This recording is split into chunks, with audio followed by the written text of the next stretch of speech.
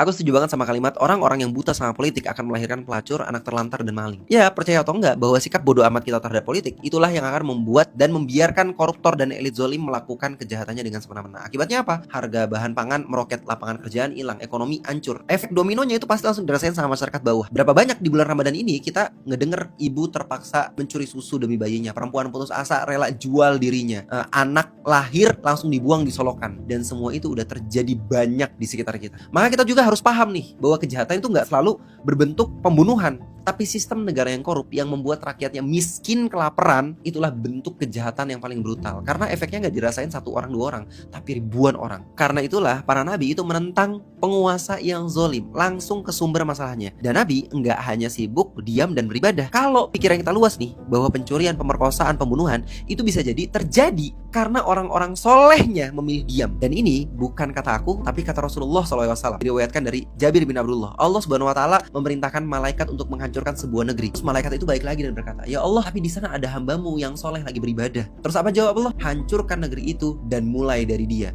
Kenapa? Karena orang soleh ini wajahnya nggak berubah ketika terjadinya kezaliman. Dan Allah juga bilang di surat Hud ayat ke-117, wa makana rabbuka liyuhlikal qura bizulmin wa ahluha muslihun. Allah itu nggak akan membinasakan satu negeri karena kezaliman selama penduduknya adalah orang-orang muslih. Coba fokus sama kata muslih. Bedanya apa nih sama soleh? Kalau orang soleh dia rajin sholat, puasa, zakat, sedekah, tapi dia nggak peduli sama sistem yang korup. Selama dirinya dan keluarganya itu beribadah, taat, aman, selesai, gua masuk surga. Sedangkan muslih, dia baik dan mau memperbaiki. Dia peduli sama masyarakat, melek terhadap politik, dia mengkritik kezoliman, dia menolak kebijakan yang menyengsarakan rakyat. Dia rela capek untuk sesuatu yang bahkan tidak menguntungkan dirinya secara pribadi. Maka disinilah pelajaran pentingnya, bahwa sebuah negeri itu hancur bukan semata-mata karena maksiatnya, tapi karena orang-orang soleh di dalamnya memilih untuk diam. Oke, sekarang berhenti nyalain orang. Sekarang pastiin diri kita ini ada di posisi apa, di antara mereka yang diam atau mereka yang memilih bersuara dan memperbaiki.